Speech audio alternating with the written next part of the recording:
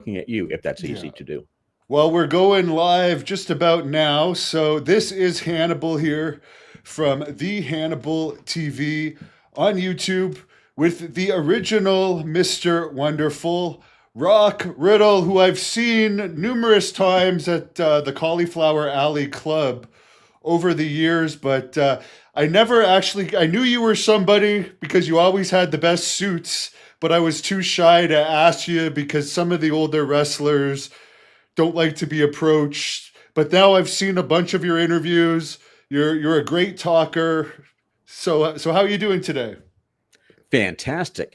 Now, you were talking about old wrestlers don't like to be approached, and how did you equate that with me? I don't Oh, understand. sorry. I mean, you're Well, I not a am a lot heel. older. I am a heel, so I could get away with saying that. Hey, you're not a lot older than me, but let's face it.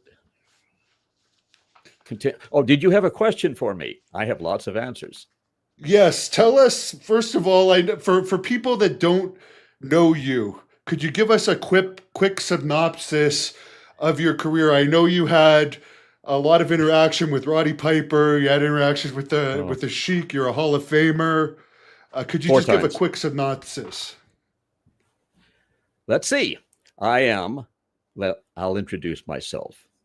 Direct from his palatial estate, high in the hills of Hollywood, California, we present to you live and in person the original Mr. Wonderful, the diamond ringed Cadillac man, the man who possesses the body that men fear and women love, the intercontinental lover, the Rolls Royce of wrestling, four-time Hall of Famer, Rock Riddle. Okay, how's that? Now you want background? That's pretty good, but let's hear more about this intercontinental lover stuff because the fans love those stories. Oh, gee. Well, let's do it this way. I'm doing the International Television Network, the International Professional Wrestling Television Network, which is Roy Shire's organization, and he's out of San Francisco. I got more mail than ever anyone got out of his show that went basically all over the world. Hank Renner was the announcer. So every time I would go on the show, I would be interviewed. And Hank Renner would come in and he would have a big bag full of mail for me. And I would just look at that and I would say, all of this fan mail for me? Wow. Let's open one at random. What do you say? So I dig down and I would open one, and even on the envelope it says "oink oink, you pig, you should die," and lots of words that I would not care to repeat here. So I opened it and I said, it was not this was not what it said, but I read it. Dear Rock, Mr. Wonderful Riddle, you are the greatest, most handsome, most amazing human I've ever seen. In fact, you're superhuman. You're every woman's dream. I've enclosed a photo. Oh, gosh, she's enclosed. She's enclosed a semi-clad photo. I have to tell you, females out there, look, and this is in San Francisco, remember, when I want women, I have them flown in from Palm Beach. I mean, the so-called women around here, where this television all over the International Television Network, they're like bow wows on two legs, and I'm not interested. I'm simply not interested. Anyway, let's get back to this letter, and it says, I can't say that word, can I? Let's read forward. I sure would love to meet you. You are my ultimate. What's that word? Oh, fantasy. Okay. You're my ultimate fantasy man. Well, sorry. What's her name? Sheila. What's that last name? Oh, Sheila Anderson. Well, sorry, Sheila Anderson, but you're not nearly up to my level. So, but I tell you what, I'll send you, you send me some money and I'll send you a picture. I'll even autograph it. And again, Sheila Anderson, 127 4th Street, Sacramento, California, 92404. Okay, that's what the envelope says. And I would actually read the address of someone who sent me hate mail that I turned into a love letter on air. I had People hated me. It was fantastic. It was great wrestling for Roy Shire up in San Francisco based area. He invited me and my lady friend at the time. He invited us to his ranch at Sebastopol, California. And I remember we're out front and he says, yeah, well, let me show you what's out back here. And so I'm standing there. He looked, he said, we're not walking. So he has a huge ranch. I told Pat Patterson that because Pat Patterson at the time was Roy's booker. And Pat said, you got invited to his ranch? I never got invited to his ranch, and I'm the booker. I'm his big star. I mean, yeah, give this thing a thumbs up, guys. Otherwise, I won't stay here. Wait, then they'll force me to leave. So wrestling with Roy Shire was great. A lot of people did not like him. I liked him because he is the promoter. You see, wrestlers see about this much. And I'll say we to sort of incorporate the majority. No, I'm not going to say they. Most wrestlers have about this much vision. Why are they not putting me over? Why are they not building me? Why am I not getting a push? Well, that's up to you, wrestlers. Gee, but see, Roy Shire hired me. He was the promoter. And whatever he wanted, he let me know what his formula was. And I said, okay, I can do that. After I finished in San Francisco and flew down to Los Angeles and started making movies and things like that, Roy Shire still flew me back and forth to do television. He flew me back and forth to Reno and to Las Vegas just because he liked me and because I'm easy. I'm easy to get along with. And if no matter what the entity, what the business is, who the promoter is, my job is to make their business grow. It's not about me. It's about how can I make them the biggest that they can be.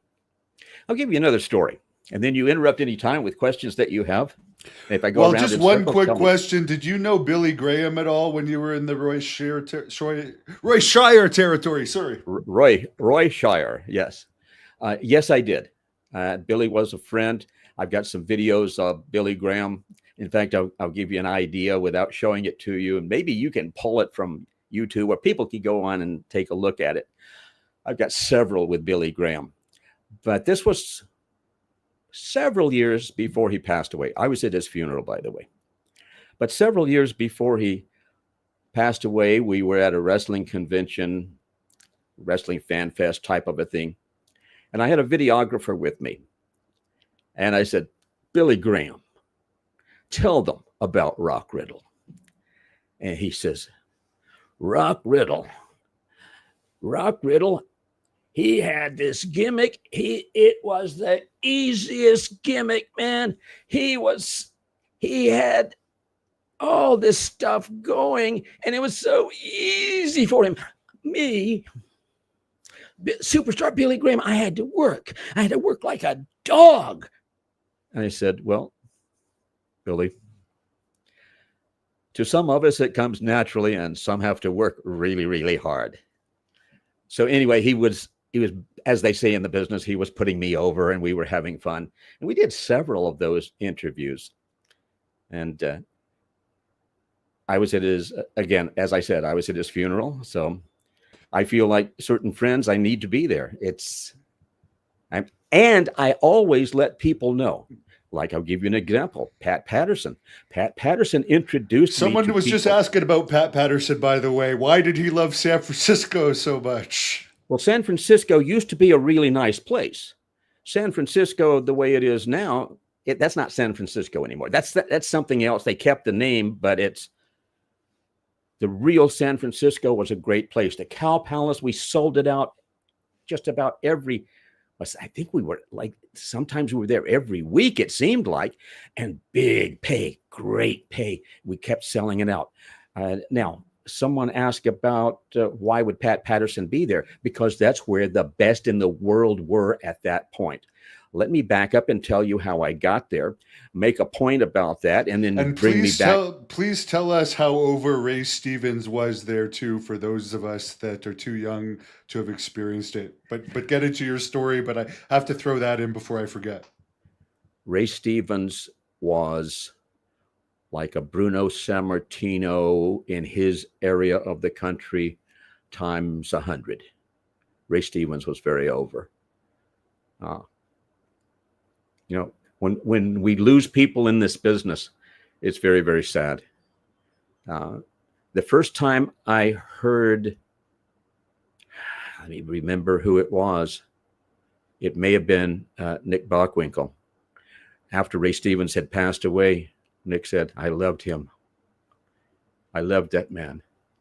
And it was the first time I had heard someone using that expression, like same-sex wrestler. But it was, and then I learned about it. And it's like all these people, yeah, they're family, and we love them all. They become family, and we, when they're gone, it's like a horrible thing, like something's been taken, ripped from us. But more than that, it's been taken from the fans, and it's a horrible loss when we have friends who are not here anymore, which is a good point for me to interrupt my train of thought and say, go to CAC, caulifloweralleyclub.org, caulifloweralleyclub.org. Go to their once a year 4-day event. I know you'll see in there 3 days. It starts on Sunday. I'll be there on the Sunday night. I will be a part of the On the Fly wrestling event, which is done by Sin Bodie and Super Beast, and to a minor degree myself. Yes, I know I'm being much too humble, but this is an event where here's at ringside, before the people come in, on one side of rings, one portion of ringside, there's about 30 or 40 wrestlers, and they're the good guys. And then you got the heels, the bad guys on the other side, basically. And there's another 30 or 40 wrestlers. They sit there in their gear when the people come in. They stay there the entire evening. They have no idea whether they're wrestling or not. They have no idea who they're wrestling. So one of the things I get to do is go out in the audience and pick someone out and say, who would you like to see wrestle? Come with me. Let's go up there, point out the person you'd like to see wrestle next. Boom. One of the people in the crowd last year was, oh my gosh, Ata Maivia Johnson. Okay, Ata is Dwayne's mother. Oh, now I got more stories I can tell you about that. But she was in the audience. Haku was in the audience. Lots of wrestling promoters, lots of major stars, because it's the first day before the official 3-day super event wrestlers reunion. So I went out, I took the microphone, and I went out of the ring, went over to Ata, and I said, Ata, everyone knows who you are. You let a lot of people know that you and I made a movie together, right? It was a video, but she always called it a movie. I said, Ata, come with me. Which of these, and I took her by the hand. I said, which of these people would you like to see wrestle? And she says, this guy. I said, okay, well, let's go keep going over to the other side and see if you can pick out an opponent for him.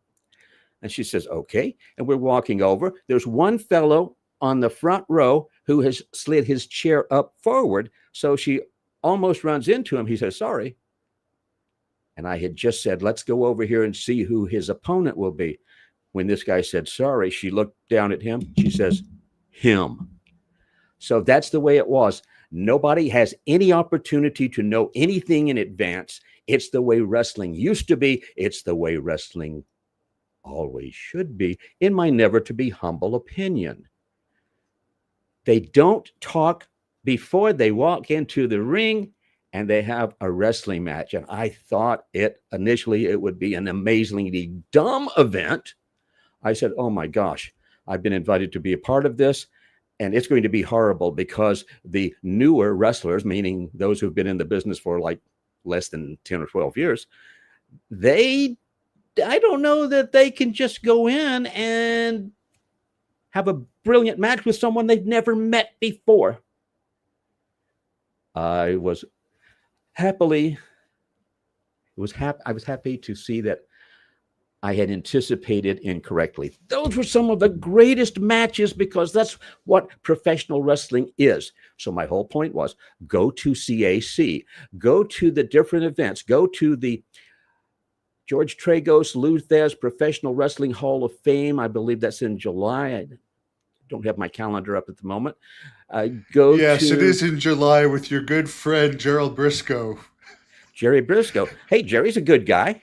Yes. Jerry is the one who submitted me for inclusion into the Hall of Fame there, the George Tragos / Luthez National Wrestling Professional Wrestling Hall of Fame. What happened in your interview with him? I just have to ask, was that a purposeful rib that they did to you? Yes. They kept interrupting you, and I lasted 25 minutes, and I was really trying.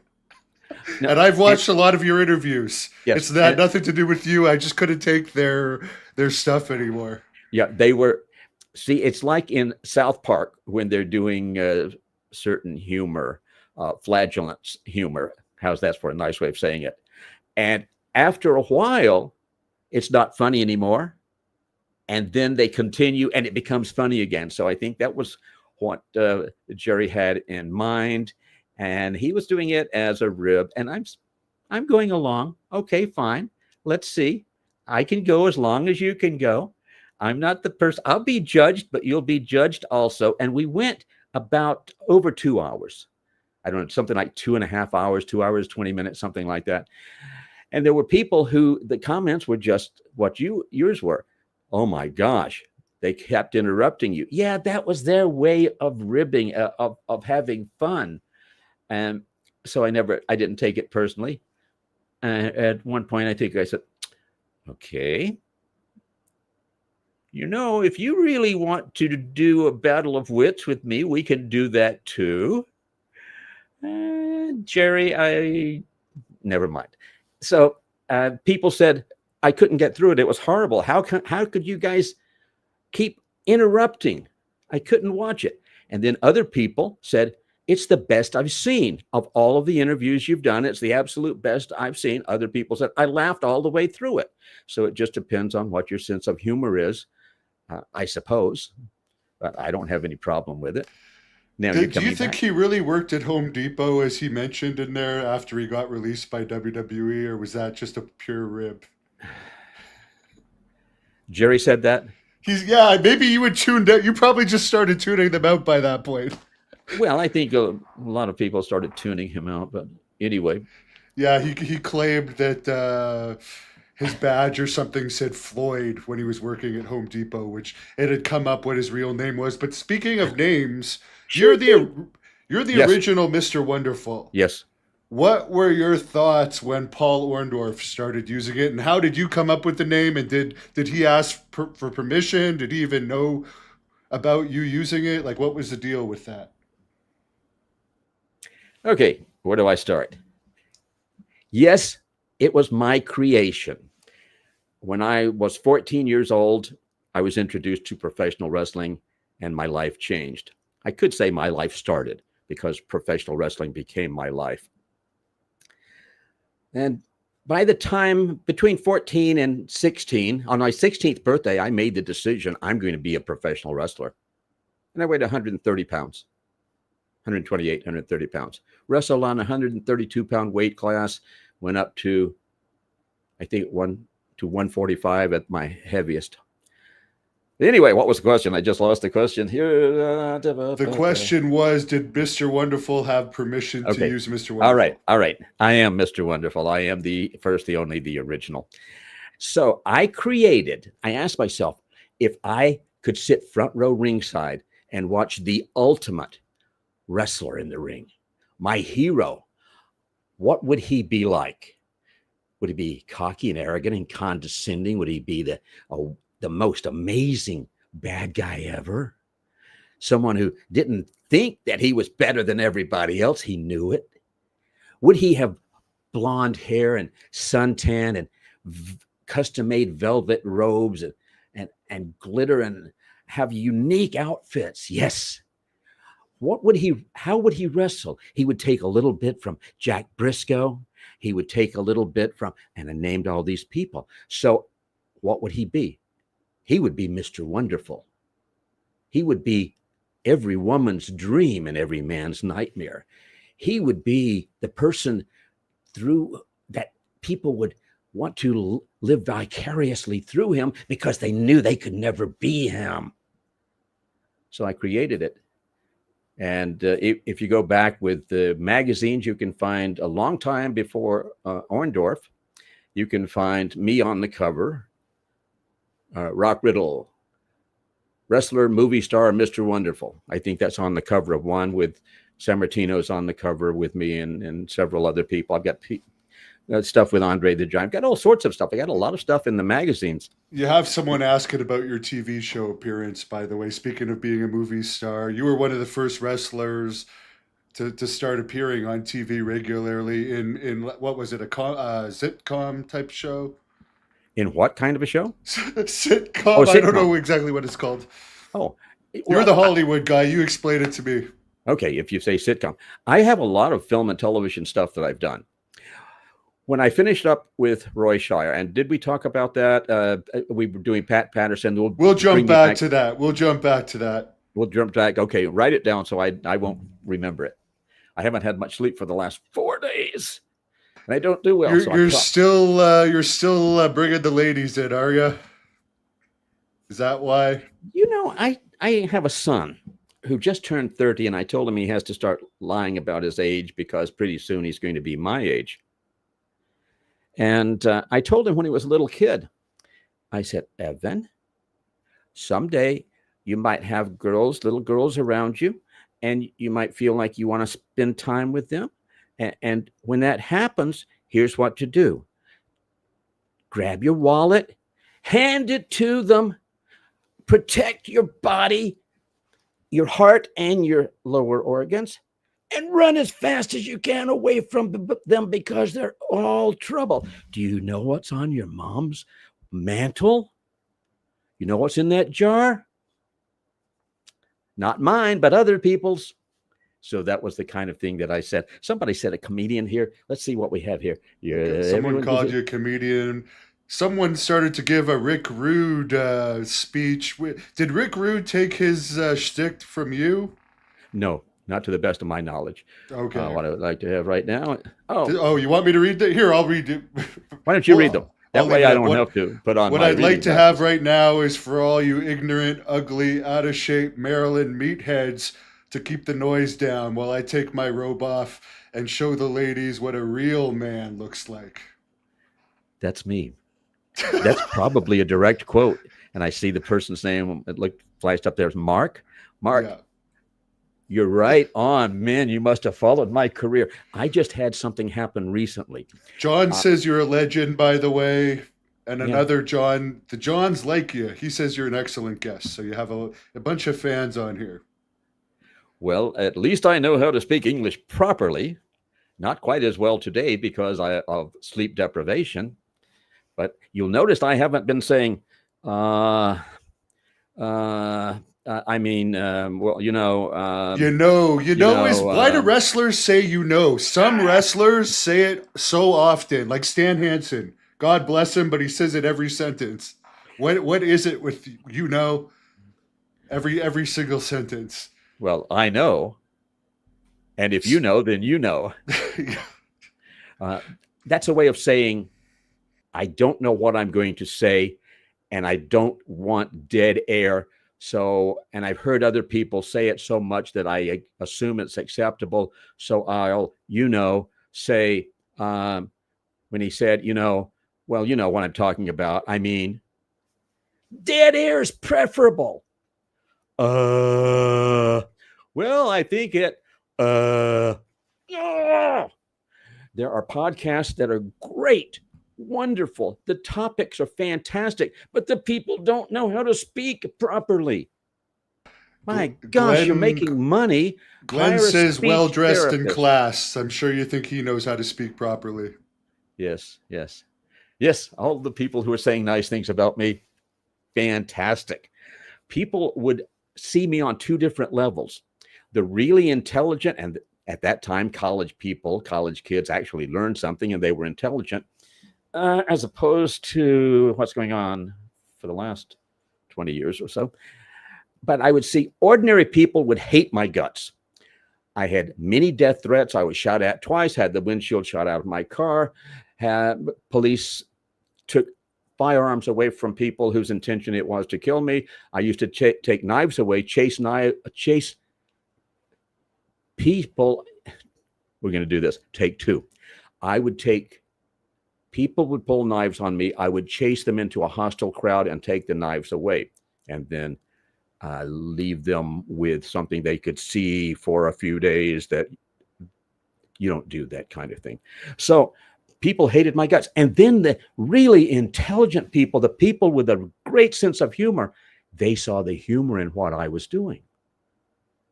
When I was 14 and I saw Rip Hawk on television, my jaw dropped, because this guy was cocky, condescending, arrogant, better than everybody else. And he was being such a horrible person and destroying property and saying bad things. And he was doing everything he could to prevent himself from smiling, because he had so much joy. He saw the humor and he didn't want people to see him smile externally. I caught the humor. I saw the humor, and that's what opened it up to me. And then I could see, like some of the people here, they're very smart people, and they say, I see the humor in what you're doing, as opposed to, oh, I'm offended. Offended. There's Rick Hawk, yes. Rip Hawk, by the way, for anyone that hasn't seen him before, he's on your right if you're viewing this. Rock's left, and that's Ric Flair on his left when they were tag team champions. Let's see. Right there. Yeah. Rick. What were they called? Did they have Rip names? Hawk and Ric Flair. Go ahead, sorry. Did they have a name as a team? I don't know. Ric Flair Okay. and Rip Hawk, I suppose. But Rip would always have top billing. Rip is the person who brought him into the business. How would Rip do a promo? Because I've heard you do the impression before, and it's pretty good. Oh, my gosh. I don't know how to do that. I just looked at my software over here, and it says my mic is off, but you're obviously hearing me, correct? We're hearing you, and someone's also saying it was the Fred Willard show they were asking about in Oh, okay. Yeah. Which one do we do first? Fernwood Tonight, Martin Mull and Fred Willard. I put that together. An act together for Chuck Barris for the Gong Show. Before it ever aired, I heard about it because I had left San Francisco. I had gone down to Southern California, to Los Angeles area, got my palatial estate in the Hollywood Hills, got my office on Sunset Boulevard, 6464 Sunset Boulevard, southwest corner of Sunset and Wilcox, 3 blocks west of Vine Street. And let's see, what was the question again? The Fred Willard show. Oh, thank you. So I did the thing initially for Chuck Barris, and he loved it. And I've got great stories I can tell you about Chuck Barris. And then I did a version of it for Fernwood Tonight, for Eve Branstein, who was the casting director. I did a video, and I submitted it to them. And I had some people come over to the house, and we did all sorts of crazy stuff, ideas that I came up with. But basically, I did that act, if we call it an act. Breaking boards, beating up a dummy, elbow drop. That's a 6-foot elbow drop onto a wooden floor that doesn't give at all. Sort of like many of the rings I had wrestled in. So they looked at the audition. That was just ad-libbed. I just ad-libbed the whole thing. And they scripted it the way that I had ad-libbed it. I said, oh, fantastic. So I got hired and I did that. That was fantastic. I did Fernwood Tonight. I did one show there, and I did one show of the one when they took it up to America Tonight. If you're lucky, you can still find it somewhere on YouTube. It goes up, they take it down. It goes up somewhere else, they take it down. It's a funny show. It was great because when I left, when I did Fernwood, Alan Thicke was the producer, and Alan Thicke would go out ahead of time and talk to the audience. Alan Thicke did not know me. I mean, he knew who I was. He had met me, but he wasn't like a close friend.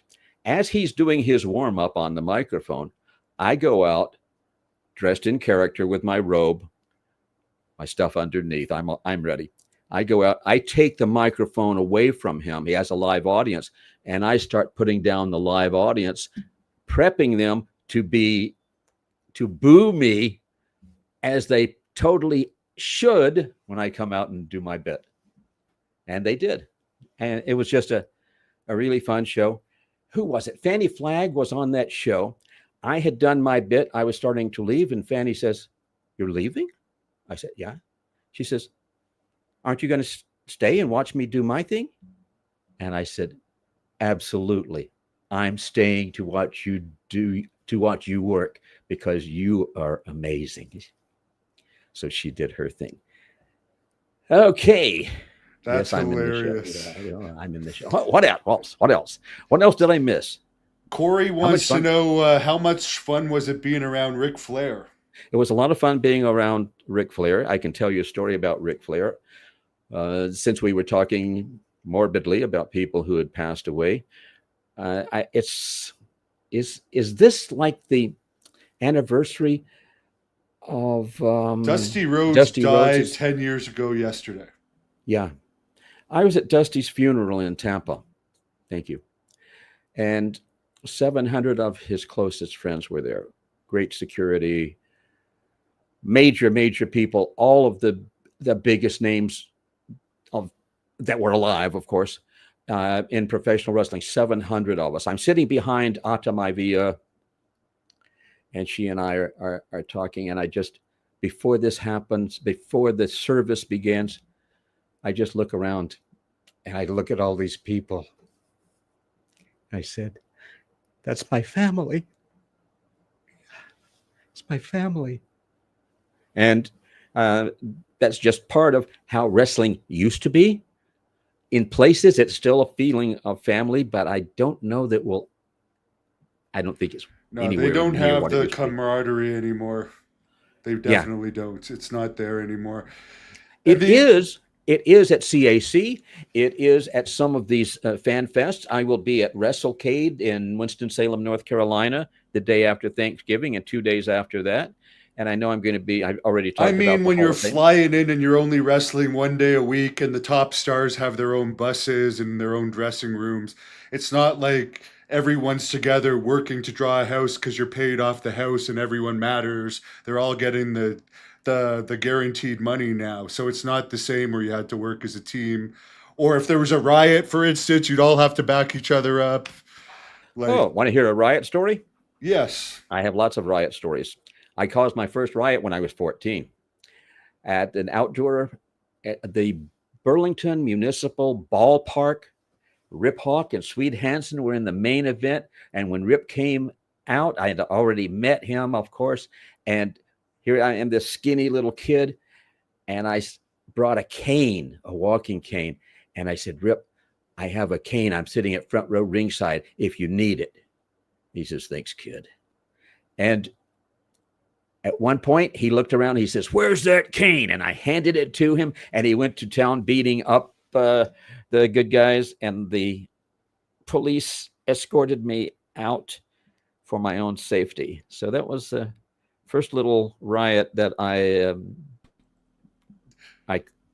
caused, I guess. Now we're hearing if they're getting mail directly to their house or something, like that's the end of the world. I mean, at least people are trying to get their autograph. I don't know.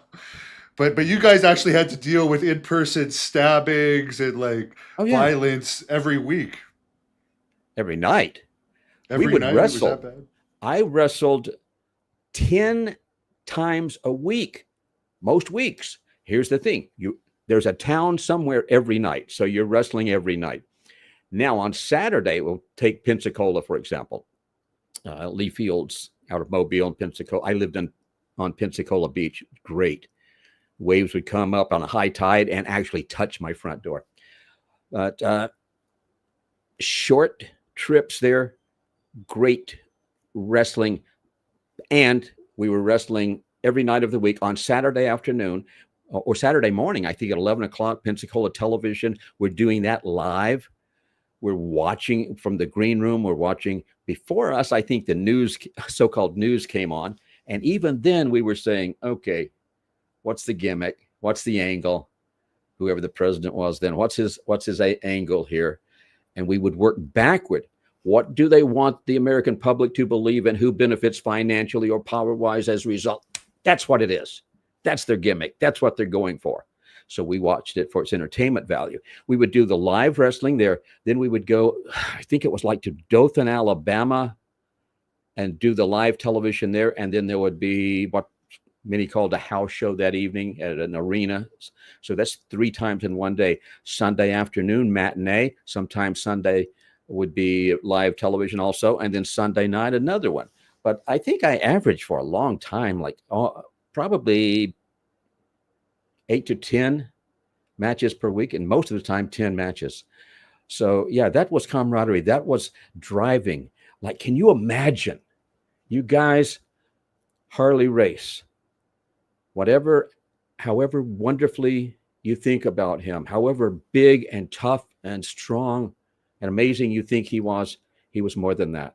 But can you imagine riding with Harley race and hearing all of these stories? It's every drive is an education. We have all of these major people who are taking the newer guys, letting them ride, and they're educating them, and they're talking, and they're giving history lessons. And we spent more time in the cars with the other wrestlers than we did with our own families by a long shot. What's a good Harley race story where it shows how tough he was outside the ring?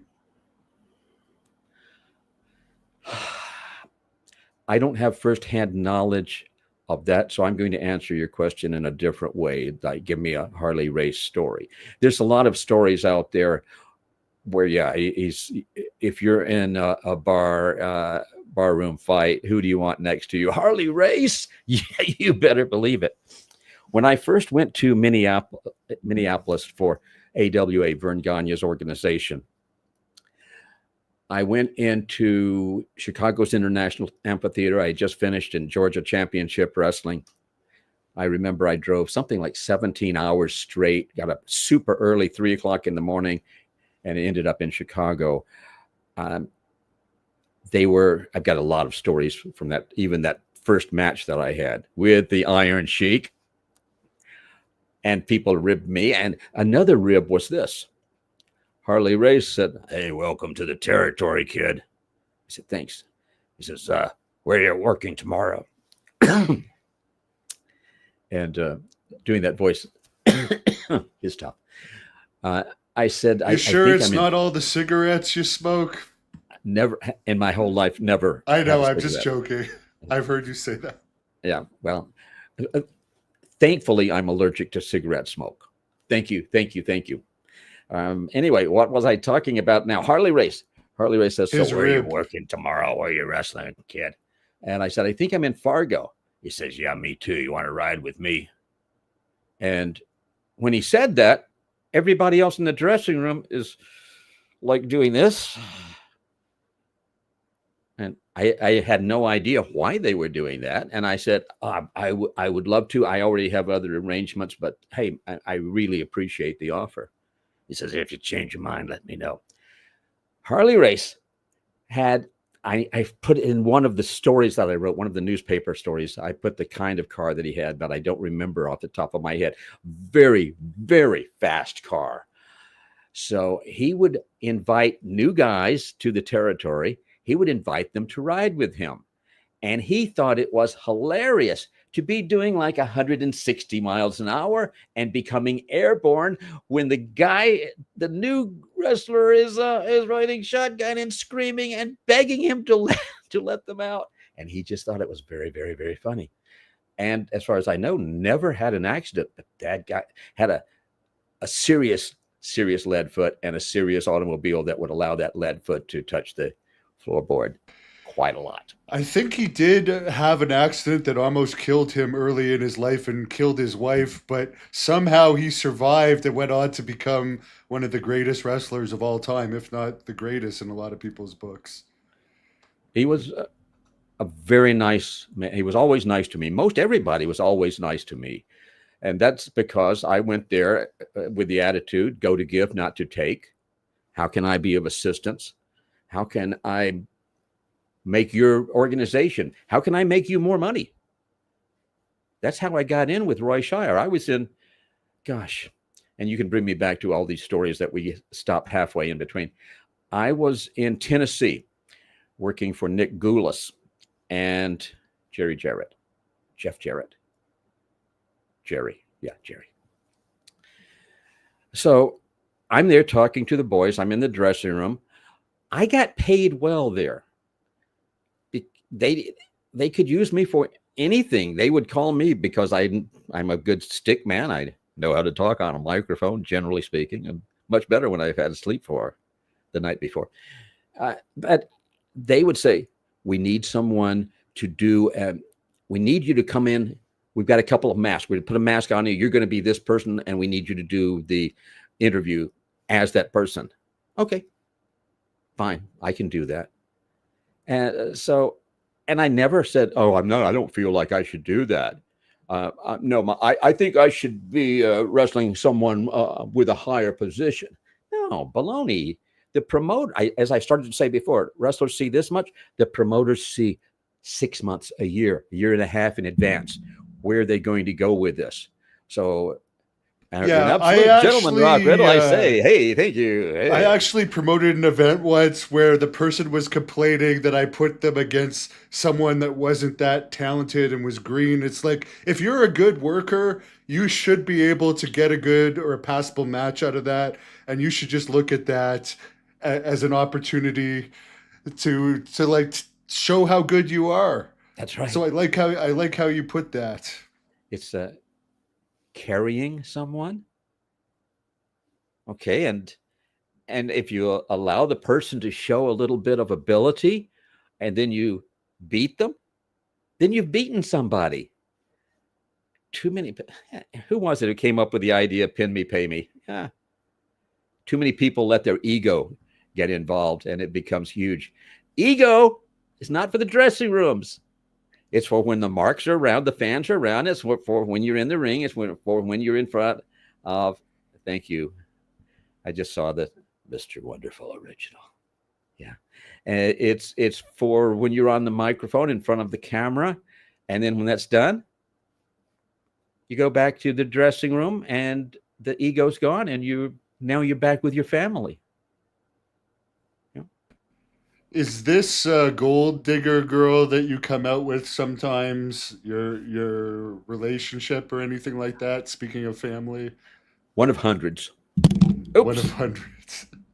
This is called a pop filter, and I just hit the microphone. Yes, you see, I sound good. Is it really your amazing voice, Rock, or is it the fact that you have a professional microphone and a pop filter? Sorry. What about Gold Digger? There just some fans were asking, this is one of your more recent appearances where apparently you bring her when you do your speeches at events. Probably up until 4 or 5 years ago. I worked with many different valets, managers, if you will, female managers. And she is the one of all I've worked with who was the absolute best, who understood the psychology. We had a connection that was amazing, went beyond words. It's like it's like if you have a fantastic tag team, you don't have to say anything to your partner. You know exactly what they're going to do. And if you do something different, they're going to adjust to that, and it's going to be like wonderful. So Gold Digger has a body. I haven't seen her for a while now, but a body where guys' jaws would drop and the tongues would hang out and their mind would stop working. So, and she would dress to accentuate that. She would come out. We were better than everybody. She would come out with her glass of champagne, looking down her nose, and I'm the only one who is of interest. And one time I wrestled somebody, and the person went over and like was going to hug her. I had the microphone. I said, take her. If you can, take her. I've got hundreds. So it sort of took the wind out of his sails. Fun stuff. We always have to have fun. There's been a few people asking about Andre the Giant on here. Andre. Could you share any stories about him? I could, but I'm not going to. Yes. I don't remember where I first wrestled him. It may have been the auditorium, the arena in Mobile, Alabama. I know it was a huge place. Most of the places I wrestled were quite large. And they were so large that on one side of that arena would be where the good guy's dressing room is, and on the other side, the bad guy's dressing room. And it would take a while for someone, and the only person I knew who did this was the referee. The referee seemed to be the person who would go all the way around and talk to some wrestlers over on the other side and come back. So this referee came in to my dressing room, and he says, Rock, you're wrestling Andre the Giant. I said, yep. First time ever. He says, I was just over there. Andre was talking about you. I said, oh, I had no idea he even knew I existed, because we usually didn't know who we were wrestling ahead of time. A lot of times we'd see them for the first time as they're entering the ring from the other side. He says, yeah, Andre said, he's afraid of you. Excuse me, say that again, referee. Oh, Andre said he's afraid of you. I said, okay, that makes absolutely no sense. Were those his exact words? And the referee said, well, exact words. I think Andre said, I am afraid I'm going to kill that Riddle guy. I said, that's a little bit different. Andre was wonderful. He became a friend. We had a great rapport from the very beginning. I'm in the ring with him now for the first time. I don't remember even meeting him before this night. But in the ring, there was an instant rapport. He picked me up like for a body slam. So he has his thumb in my tights. I'm up here, and he's pressing my tights down toward my feet and looking up and just grinning at me. And I have both hands. I'm trying to keep my tights and trunks on. This is not how I want to be known. I don't want all these photographers to get a shot of my amazing body. Yes, there would be too many women who would just give up. No, never mind. But so he has me up, and he's going down, and he's just grinning. And then whenever he thought it was right, he came down with me and went, Psh! And I remember my thought. I'm thinking, okay, this is going to be a hard fall. I'm going to hit soon. Why am I not hitting? I hope it does. Ooh, okay. I think I lived. That was a long fall. And then I said, I think I can get up. But by that time, he had walked over to me. I was near the ropes. He put his hands on the top ropes to balance himself, and he put both feet in my stomach. He was not taking, there was no weight, zero weight on his hands on the rope. All of that 525 pounds was on my stomach. And my thought was, okay, do I have a change of tights in my bag? Okay, that's one Andre the Giant story. That's Another hilarious. story in my office building. 6464 Sunset, the top floor was Canon Films. So a lot of stars would be going up and down all of the time in the elevator, and I would keep running into them. And what was the office you were running below with all these top stars above you? Hollywood Success, Marketing and Public Relations, APS Entertainment. How's that? Back in the days before social media, you were helping publicize these people. Oh, I still do. Okay. I'm an extraordinary publicist. Okay. I have, of all of the press releases that are released, I've had a number of months where mine went to number one. Like within a week's period, it was number one of everything released during that week. I had, in the course of a year, I had the 16th most read press release, and I think the 17th or 18th most read press release. That's because every word has to be perfect. Oh gosh, do I have stories about press releases? I have stories about everything you can imagine. That's why I'm writing my book right now. And my challenge is, how do I keep it down to 800 pages? And that's the real challenge. And I'm sorry to distract you from your second Andre story there. I was curious, which we'll ask you more about later, your Hollywood stuff. Andre the Giant. I worked long hours in my office and basically lived there, even though I had my Hollywood home. So a pleasure to listen. Oh, I'm looking at all of the nice things you put on the screen. Sorry, you're not quite as fast as I am. So engaging and passionate. Yes, I am. If only there were two of me, I would run away with myself. Oh, getting into character a little bit there. So I'm going downstairs to the coffee shop. I'm on the 7th floor. Got a beautiful view of the Hollywood sign all the way to the ocean. So I'm going down to the restaurant. I'm going to get a cup of coffee because I've been going too long without sleep at that point. And the elevator doors opened, and I'm looking at someone's sternum. And then I look up, and it's Andre, and he comes off of the elevator, and I jump up, and he holds me up like a little baby. It was a wonderful, unexpected reunion. He was actually going upstairs to do something with Canon Films, but he stopped to see me as well. That was. I got to ask you, you're a ladies' man. Are you part of her hit list, so to speak? It's not something really to brag about now, but how she looks in that picture, it would have been. Okay. I call everybody by their professional name.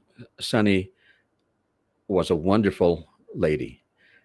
I always liked her as a friend, as someone I could kid around with, and never looked at her as on a personal level.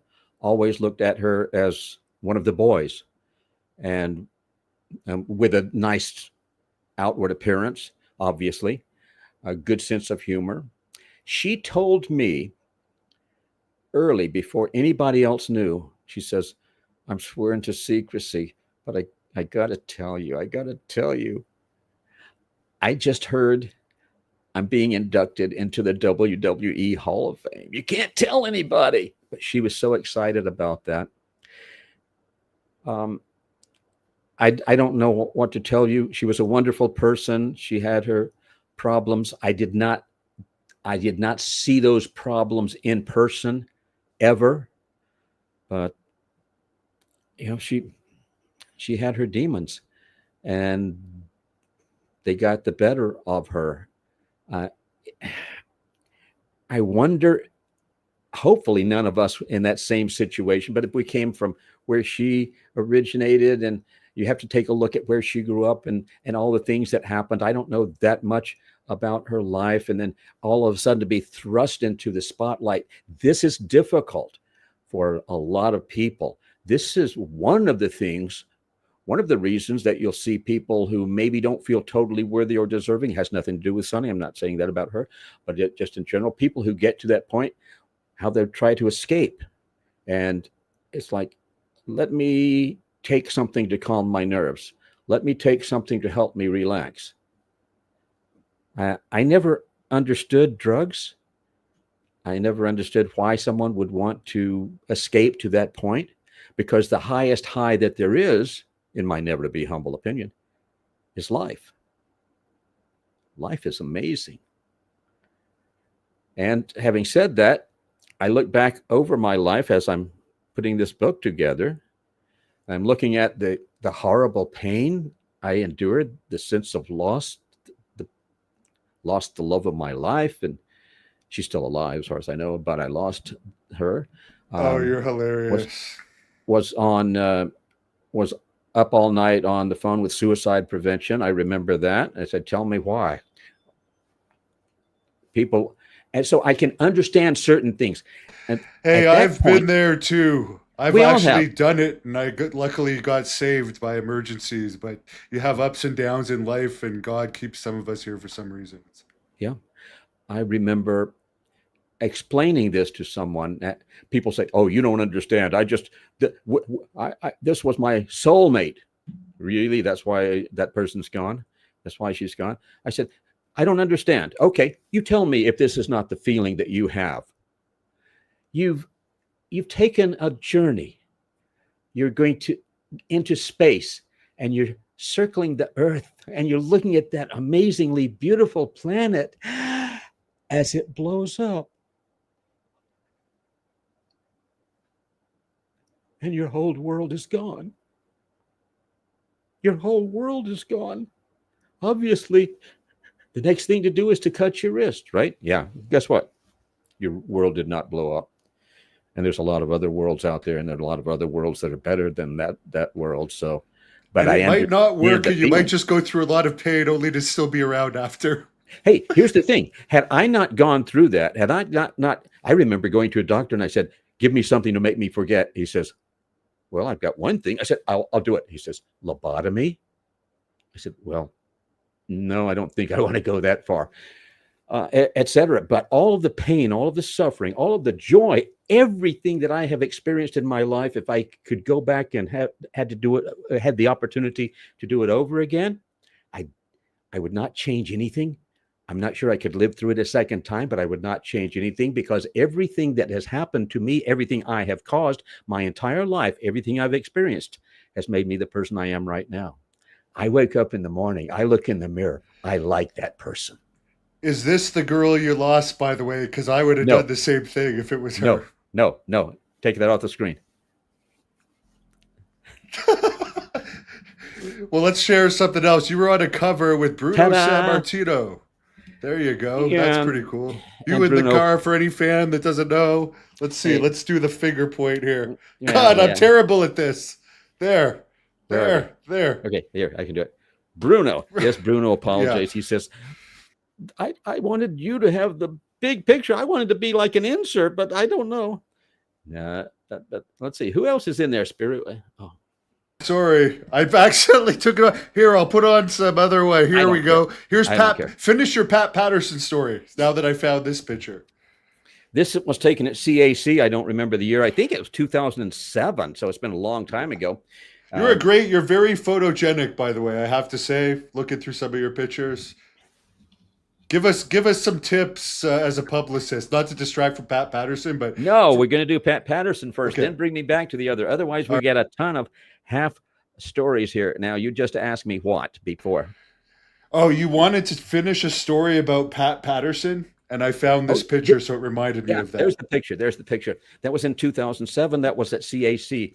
I was awarded the Real Honoree Award, and that's person who's in the entertainment industry and the professional wrestling business who makes a difference.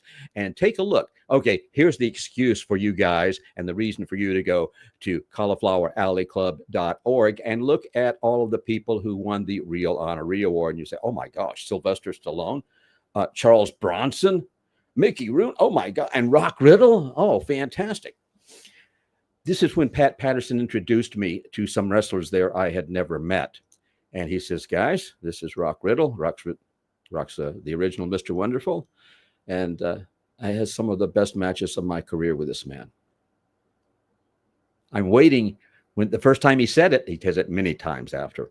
The first time he said it, I'm waiting for the punchline. And there's no punchline. And now I'm looking, is there anything close where I can hold on? Because I said, once I got it, that it wasn't a joke. I said, that's the greatest compliment I've ever gotten. That made my day and my week and my month and my year, and something that I will take, I will remember for the rest of my life and appreciate. He says, Rock, I say it because it's true. Nobody can tell me to say anything I don't want to say. And then when he introduced me and presented the award at CAC, he told the story again. He said, had some of the best matches of my career with this man. I went up, I ad-lib, I don't plan things, I don't put a script together. I would like to thank the Cauliflower Alley Club and all of its associates and its members. Oh, gee, how boring. So I went up, did my bit, talked to the audience, and I think something toward the end, I said, and this is my family, and I love you, and I thank you. And Pat Patterson was down on the floor by that time. And I heard this voice that said, so I think it was wonderful. Oh, wonderful. And I saw it was Pat Patterson, and it was not a comment on my name, it was a comment on what I just did. I said, Pat, you've seen me do promos like probably hundreds of times. He says, yeah, but that was amazing. I said, oh, you know how long it took me to write that script?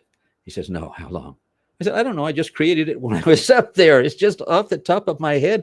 And that's why I was watching something earlier. A friend was showing me something from a court case where a victim is reading the impact statement.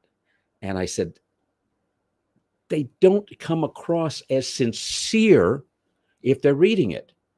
Well, under these circumstances, my friend said, you can't expect them to memorize something. I said, no, but they could just talk. They could look at the people, look at the jury, and say, this is what just happened, and this is what this person caused, etc. And you just relate to them, as opposed to, I am devastated, and my family is devastated, and etc. Of course, that is. I was asked to make one of those, and I said, in Canada, anyways, it has no effect on the judgment. You can only make it after the judgment, so I didn't even make it in a case involving me. But I guess it may have some impact if you're doing it the way you're saying, directly to the person. Yeah. Are you still on probation from that? No. Hey, I was the victim. I was actually the victim. That's right. Yeah. I have no idea. But speaking of famous wrestlers like Pat Patterson, here's a destroyer. He was in Grunt, the wrestling movie. Do you remember that? And did you have anything to do with getting him in Grunt? Because he had the mask off in Grunt. And there's very few times you can see him without the mask. So I always thought that was pretty cool. I had nothing to do with the film. I had nothing to do with getting him into the film. I do have a video where he talks about all the stuff I have done that has been beneficial for him. And he's talking about how wonderful I am. And I'll put that up. I'll put that up on, watch this, Rock Riddle's Reality, the little YouTube thing that I started. I haven't done very much with it, but I'll put that story up and I'll put that video up. So give me a week and then go take a look at Rock Riddle's Reality, RRR. Do you know what's happened to Rick Martel? I saw this picture. It looks like you guys are buddies here with Jake kind of sabotaging the photo. He's kind of fallen off the surface of the earth in recent years. He's not doing conventions or anything. Apparently turned down the Dark Side of the Ring offer that they had for him to talk for the Dino Bravo episode. He says he wants nothing to do with wrestling anymore. Do you have any idea why? No, I have no idea. So isn't this great when you ask me questions? Yeah. I said, I don't know. Well, tell us a story about Jake then. You must have something about him. Jake's not messing up the picture. Jake's in the picture. Oh, okay. Jake the Snake Roberts, he's someone I've known forever and ever and ever. He's, to me, a very good guy. He's always been a friend to me. We've had dinners together quite a few times. And we did something a few years ago. I think somewhere in Los Angeles, there was some sort of a fan fest type of a thing. And I've got this documented also. I will also put this on Triple R, Rock Riddle's Reality. Give me another week after next week. Oop, there we go with a pop filter again. But as I was there, he's signing autographs, I'm signing autographs, and I went to his table and I signed something. I signed a picture for him. And we got, I think we have video on it. We've got a bunch of still pictures that I've seen. And he's looking like he's so touched. And he's holding it up and he's so proud of this autograph picture of Rock Riddle. I don't know if you're just really good at faking crying or if you've looked like you were almost about to come to tears like 6 times in this interview within an hour and 4 minutes. It's hard to tell with you. You're clearly a good worker, but you can definitely get that's a great talent to have if you are faking it.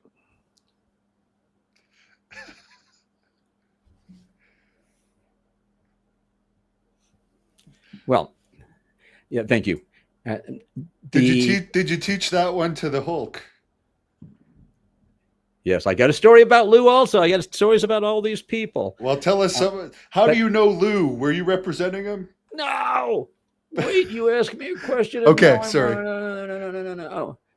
You say, Rock Riddle. I was trying to cut you off before you started crying again. Yeah, you're so emotional, and yeah, you look like you're going to cry.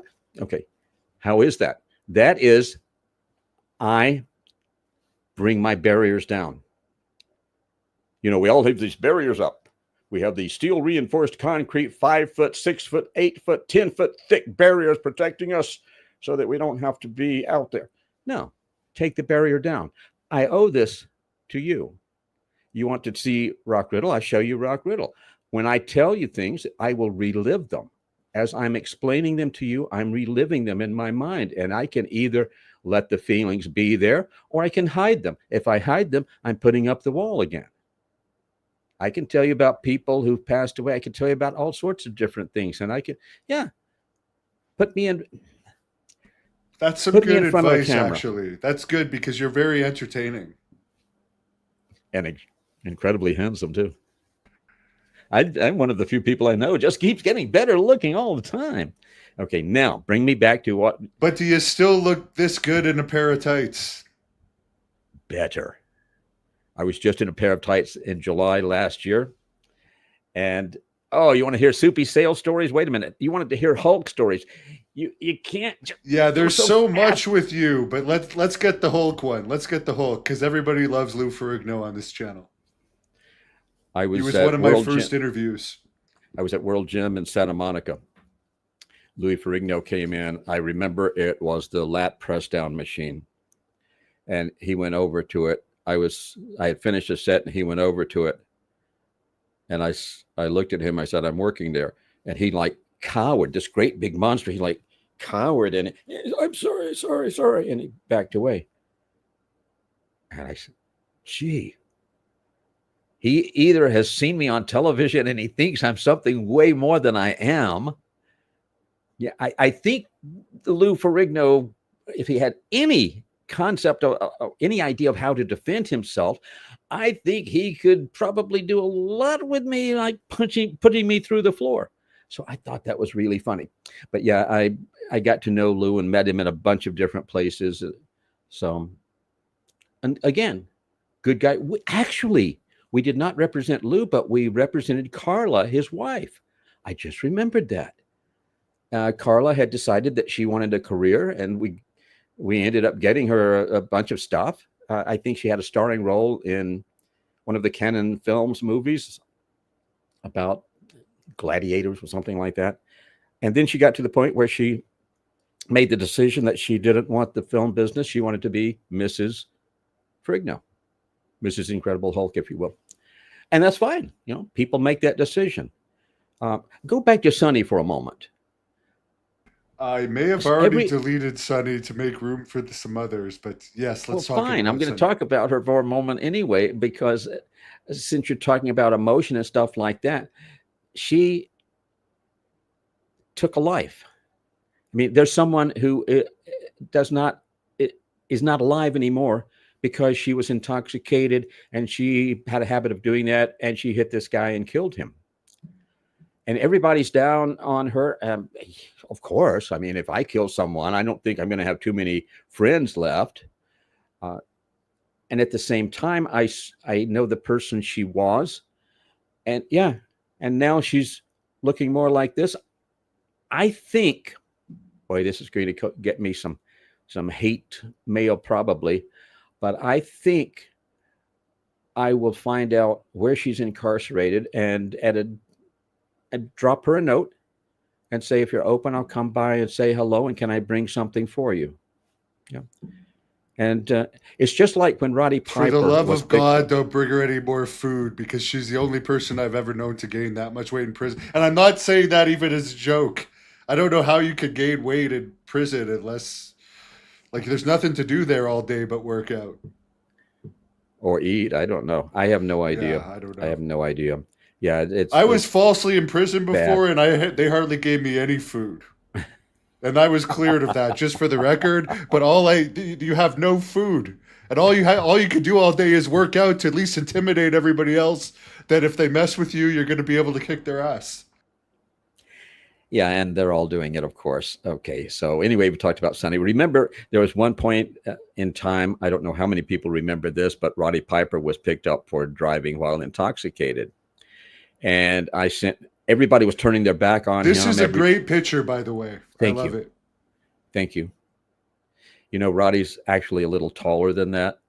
But I told him, I said, slouch down, you make me look bad. And so he did. But when he was picked up for driving under the influence, everybody was turning their back on him. And I got in touch with him.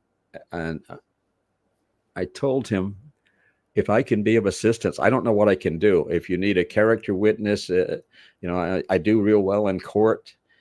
I don't know what I can do, but I'm there. You know, if I can be of assistance to you in any way, don't hesitate. I'm there for you, my friend. So a lot of people who said they were his friends deserted him, turned their back on him. Not me.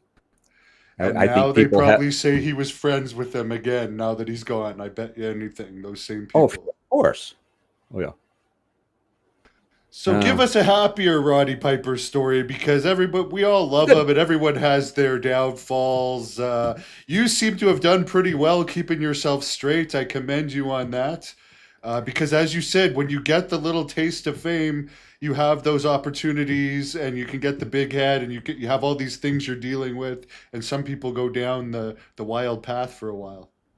Right. I'll give you an example, and then please bring me back to a Roddy Piper story, Olympic Auditorium, etc. I had done a fair amount of film and television work, and not that I'm all that talented, but I just pursued it and marketed myself as a product and got hired and networked and met people, and they liked me and what have you. I did a TV pilot for Sony's Crackle network. And it was called Tea Party, and there was another part of the name that I don't recall. But it was a starring role, one of several. And when they hired me, they said, okay, we're going to have a driver for you, and we'll take you and pick you up and take you back. And I said, well, I can drive myself. It's not a big deal. Oh, well, whatever you would rather do, Rock. You're certainly whatever you want to do, but we do have a limo for you, and then we've got a driver. It's up to you. And I said, I think I'll just drive myself. And they said, okay, well, this is downtown Los Angeles, and this is where we have the cars parked. We have all of the people park their cars, and then we're going to give you a ride from there. It's like about 5 or 6 blocks. I looked on the map and I said, I'll just walk that. And it was through homeless and horrible stuff, but it's like, I don't feel like I have anything to be concerned about. Someone comes up to me, and it's like I used to carry several $1,000s in cash with me all the time, and people would say, oh my gosh, aren't you afraid someone's going to steal that from you? And my response was, actually, if they can take it from me, I figure they deserve it. But they better bring a lunch. It's not going to be easy. So that was the attitude. And they offered me, actually, that one was Orange County. I'll get 2 of them mixed up. But the lady who was doing the catering, she came to me. She says, Mr. Riddle, I'm going to be getting the food and bringing it back. And what would you like? I said, I don't know. She says, anything you want. I said, okay. How about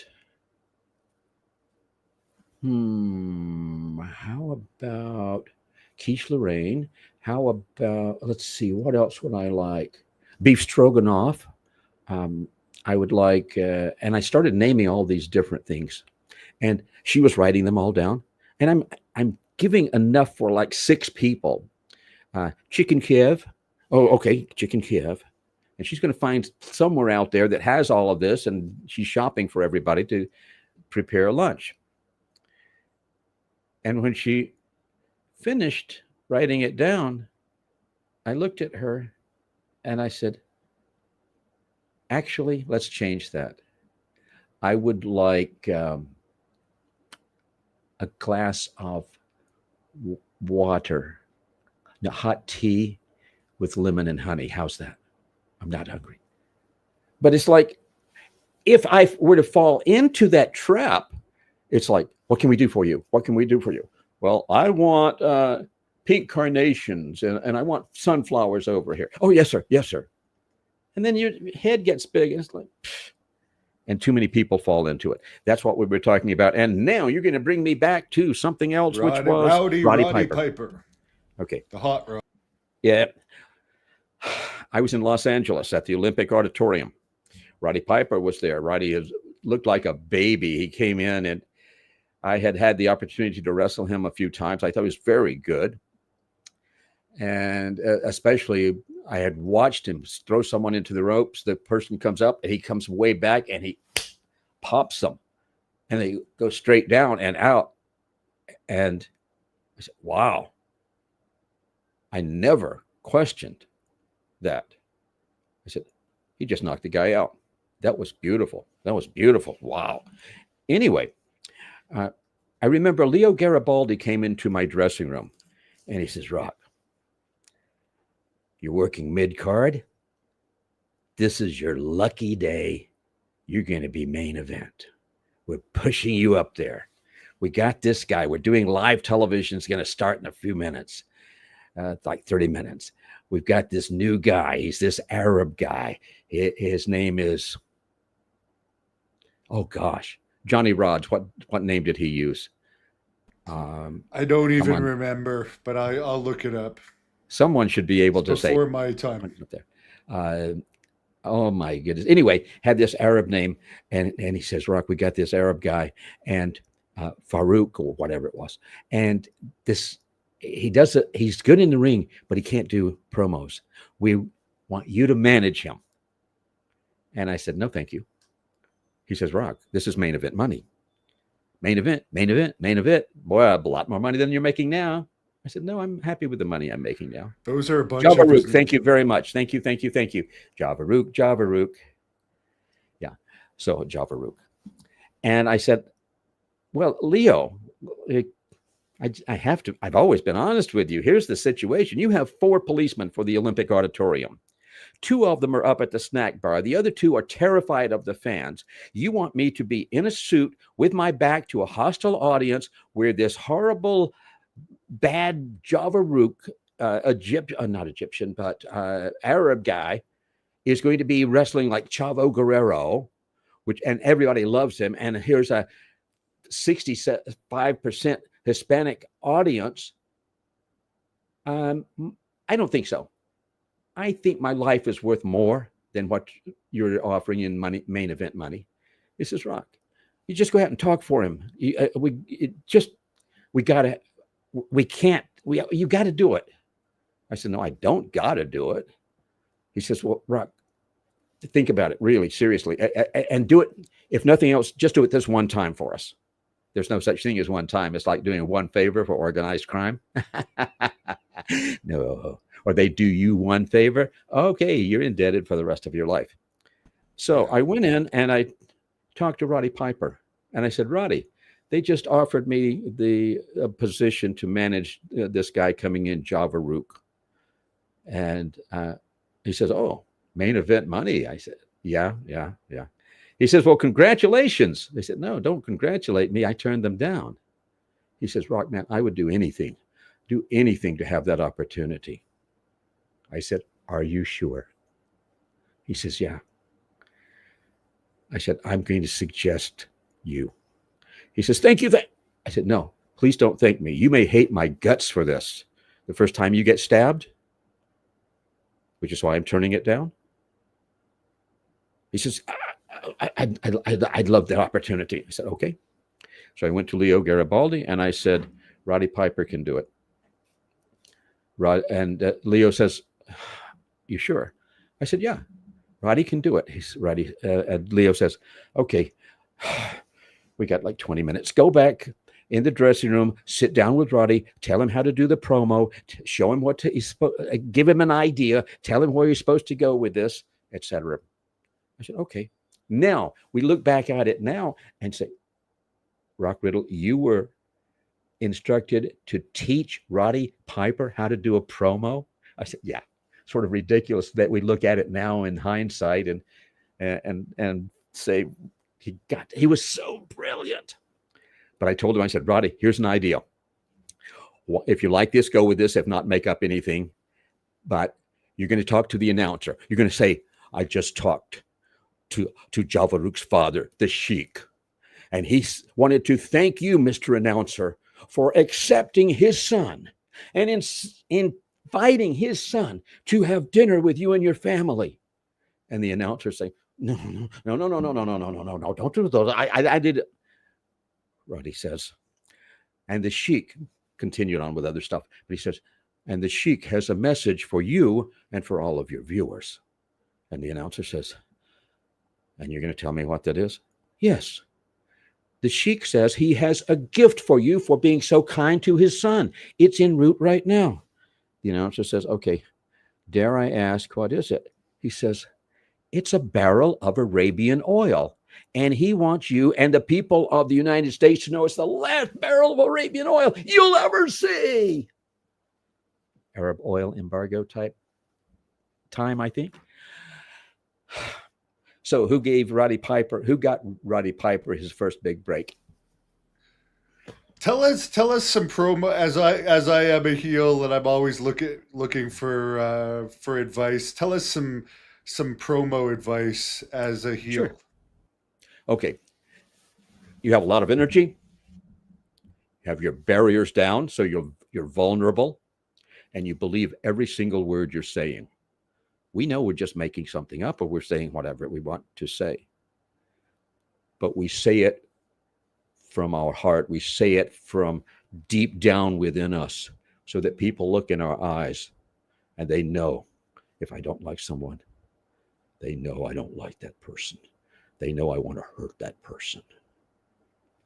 Or, I have a partner and the partner just got hurt by this other wrestler. And then I'm up here being sad and having tears running down because my partner, has a family, and I'm not going to do that one. But oh, come on. Please cry again.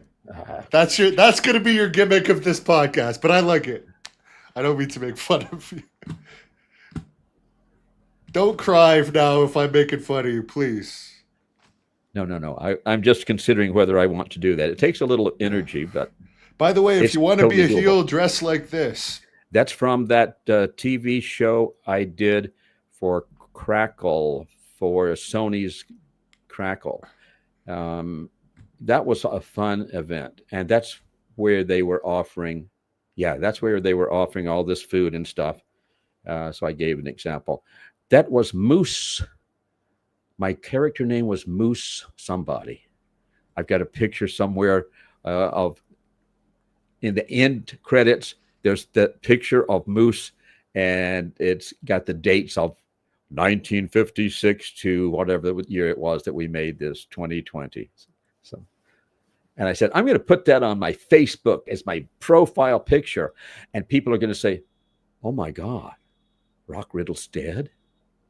But I figured it's a little bit too much of a joke right now. This is kind of dark, but you look pretty cool here. How old have you been here? You look like a vampire almost. Born July 12, 1973. So I have to tell you, my kid is 30, and I've told him that he just turned 30. Brilliant kid. Wow. And goes all over the world. artofmondays.com. That's one of his businesses, one of many businesses. And I told him, I said, you're going to have to start lying about your age, because pretty soon you're going to pass me. And I don't know how old I was at that point, but that was Blue Collar. That's the name of the movie. It won Best Picture at the Paris Film Festival. There I am on location outside of Detroit. It was Richard Pryor, Yaphet Kotto, Harvey Keitel. Paul Schrader wrote and directed. Give you a story there if you'd like. I'm not even waiting for your response. I'll go ahead and give that story. There you go. Harvey Keitel.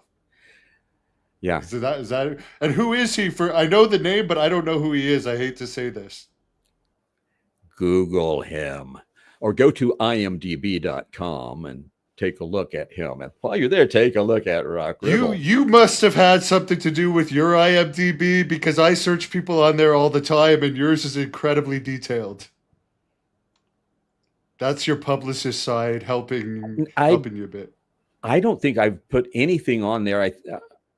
I think everything went up there automatically. I can't think of even putting. I put the pictures up there, right. So that's the only thing that I put up. That's good. That's helpful. Yeah, I didn't even know. I guess as a publicist, you know how to do that.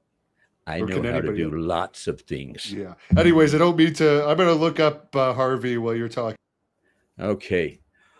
So let's see. What can I tell you about that film? Did a week in Detroit on location, 2 or 3 days in Los Angeles. I'm working with Yaphet Kotto, the late and great. I just ran into him a year or two before he died, and we talked about the film. He never knew this, but I told him the story. He's the guy who was in Alien. He's the guy who played Idi Amin. If you see his picture, you'll look up his name. And yeah, and I do know Harvey now. He's in Pulp Fiction. That's him, right? I think so. Looks like him. Yeah. Of course, he's older now. Yeah. Some people look that's what I know older him from. Some people keep getting younger looking and keep lying about their age so that they're. Hey, you're very mobile. You're very mobile considering all the punishment you've been through. 10 matches a week for how many decades? Probably 10 years that I worked a lot. I wrestled at least 5 times a week. Yeah. Interesting story. So I'm pretty mobile. Yeah, I'm in pain all the time. Right. And that's I'm in pain all the time, and I wrestled a lot less than you, so I could only imagine. Yeah. I always subscribe to the Kevin Sullivan School of Wrestling, and I told Kevin this several times. The Kevin Sullivan School of Wrestling is we never leave our feet. We are good enough. We don't have to be performing gymnastics in the ring. Therefore, we still have our own knees and our own hips and our own, and our bodies still work. So should we go more into depth there?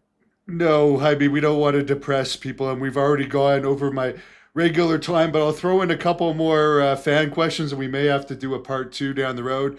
Someone's asking for some more superstar Billy Graham stories. Sadly, I could not make the funeral, being from Canada and having some issues at that time. I understand it wasn't as well attended as, let's say, the Dusty funeral. What are your thoughts on that? I know Jesse Ventura sent in a promo, but I don't know if there was any current WWE people there. I know that you were there, and the original, what's his name? Sorry. He was also in Grunt. The original blonde-haired guy. He's from your era. Long blonde hair. He's an artist. He was in a music video that you probably got him the job. He played the mask in Grunt the wrestler. But Steve Strong. Steve Strong was there. Steve's before my time. Look at him. Okay, there you go. You think he's not a lot older than me. Okay, what are we talking about now? You have the funeral. I was asking, what were your thoughts on the turnout on the funeral? I was talking to the funeral directors. I usually get places early, and there were some names there, but and I was surprised that I expected when I walked in. I said, "This place is not large enough. There's going to be such a huge turnout," and there wasn't. I don't remember how many hundreds of people, but I was amazed that there were not more people there. Why? I have no idea. But I was close enough with Billy Graham that I could not be there. For Terry Funk's funeral, I was also surprised. Now, it was large, but I was surprised that it was not overflowing. So I could tell you stories about that too, and it's too bad. Interesting with Dusty's funeral, but again, WWE based out of Tampa what is it, Tampa? or And the Orlando. funeral was in Tampa. So I Yeah. guess it was maybe a little easier. And his Uh, kids are active in WWE and AEW, so it always looks good, sadly, to show your face and stuff like that when the kids still have some pull. Before I went to Dusty's funeral, as soon as I found out uh, that where it was going to be, I happened to tell a few of the guys. I figured all of the major people are going to be there, and they were virtually all. And there was a one wrestler in particular. I told him, he says, "Rock, you're so busy. You got so much going on. How can you go to Dusty's funeral?" And I looked at him and I said, "How could you not?" You wanted to see Exactly. it? There it is. Yeah, how could you not? So that's my feeling. And let's talk about something that's more fun. Okay, Yeah, well, this is going to be more fun, Glenn. Chuck Barris. Were you on the Gong Show? 7 shows. 7 shows. Okay, we can do that story. That's a fantastically interesting story also. And if anyone ever goes to Triple R Rock Riddle's Reality, they can see a bunch of pictures and stuff from that one as well. So and we don't say, and we don't start a sentence with so. Therefore, as opposed to so, I'm going to go retract that so and continue on. I had a friend in the entertainment industry who said early on in my career, "Hey, there's this guy called Chuck Barris, and he's doing a new TV show, and he likes weird acts and stuff like that. You should audition for it." I said, "I don't know what I would do on a television." "Well, it's do something funny, and he'll like it. And it should be like, I think it was like 3 minutes or less, 2 minutes or less, something like that, 2.5 minutes." I said, "Okay, what would be funny? What can I do? I can sing badly. I can break boards, martial artist. So break boards with my hands, my elbow, and my forehead and stuff like that. I can do that. I could make a dummy, beat up the dummy, body slam it, do an elbow drop. I could have a female assistant, like in a magician's assistant outfit with a fishnet and a top hat and stuff. Oh, that would be great. And she can hold the boards up and what have you." So I did one I had seen way, way long ago, something called A Clockwork Orange, where they're doing the movie or doing the song, Singing in the Rain. That's a great movie, by the way. Singing in the rain, as they beat up somebody. I said, yes, I'll do that. So I did that for Chuck Barris. I auditioned it. I got a call back, and they said, "Chuck Barris loved it. He wants you on the show." I said, "Oh, okay." "And he wants to meet you." I said, "Okay." Chuck Barris at that point in time was worth $17 million. What's that in today's dollars? 300 million plus, probably. So Chuck was doing very, very well. I met him. We talked. Every time I went back to do another show for him, then no matter what he was doing, he seemed to always have time. He blocked out time and he says, "Sit down, Rock. Let's talk. How's your career going? What's going on, et cetera, et cetera." And he gave me a fantastic compliment. He says, "Rock, I want you to know you're the first person I've ever met who understands what this show is really about." Because people took it seriously or they thought it was a game show. They didn't see the humor. They didn't understand. I was paid as professional talent to do that and got prizes too. Never took it seriously. I did an act for them. Oh gosh, I can talk for so long now, and I know we're limited on time. Roddy Piper. Oh, we have to go back to that story. Roddy Piper, I'm going to skip a bunch of stuff, but Roddy Piper gave me a huge sombrero, the one he had worn at the Olympic Auditorium for some sort of Mexican Independence Day or something like that, when he had his bagpipes. And he says, "I really," on the microphone, "I so appreciate the Mexican people, and here you are, totally sold out this arena, and it's one of your holidays, so I want to play the national anthem for Mexico." He played La Cucaracha. He ended up getting stabbed. That huge sombrero he was wearing that day, he gave to me.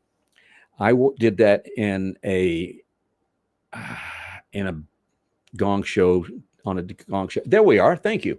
So, yeah, and I have the thing around my neck. That's part of a shirt. I made that. I actually bought a sewing machine and made it. What's over it is a straight jacket. So I did an escape routine. I had beautiful lady, a magician's assistant, different one, and she would put the straight jacket on me and cinch it up, and then she did the one underneath, and I would be la. Oh. So I'm doing the la la la la la, something like that. Anyway, it's on Triple R, Rock Riddle's reality. I've got it on there. I found it, and I did just enough, put it on one of those videos, so that I got away with putting it on there. I think I cut it down a little bit, but she held up after the ankles are tied together, and then the straight jacket is on. She holds up this black cloth in front of me, and you see me struggling against the cloth, and then you see, and this was my character that I created, was El Magnifico y Gringa. She's Gringa. They changed that. They didn't like that, but El Magnifico, the famous Mexican escape artist. So I fall down the stairs. There's your YouTube channel right there, just for anyone wondering. Let's, there you go. Oh my gosh. Yes. Is there sound? Can you put sound on here? Is it playing? Is the sound playing? It is. Okay. Here's the end.